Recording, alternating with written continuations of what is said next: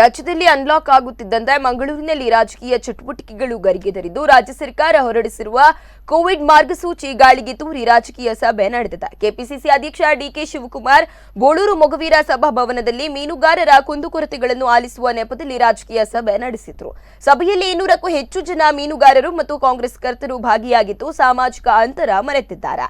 ರಾಜಕೀಯ ಸಭೆಗಳು ನಡೆಸಲು ನಿಷೇಧವಿದ್ದರೂ ಮಂಗಳೂರಿನ ಮೊಗವೀರ ಸಭಾಭವನದಲ್ಲಿ ರಾಜಕೀಯ ಸಭೆ ಸೋಮವಾರ ನಡೆದಿದೆ.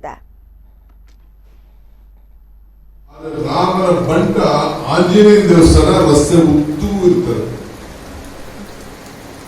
ಯಾಕೆ ರಾಮನ ತಂದೆ ಬಿಟ್ಟು ರಾಮನ ಬಂಟನ ಯಾಕೆ ಹಿಡಿದಿದ್ದಾರೆ ಜನ ಅಂದ್ರೆ, ಸಮಾಜದಲ್ಲಿ ಯಾರು ಸೇವೆ ಮಾಡ್ತಾರೆ, ಸಮಾಜದಲ್ಲಿ ಯಾರು ತ್ಯಾಗ ಮಾಡ್ತಾರೆ ಅವ್ರಿಗೆ ಸಮಾಜ ಗೌರವವನ್ನು ಕೊಡ್ತಾರೆ.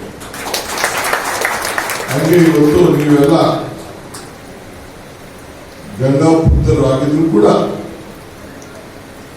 ಆಂಜನೇಯನ ತ್ಯಾಗ ಸೇವೆ ಗಮನದಲ್ಲಿಟ್ಕೊಂಡು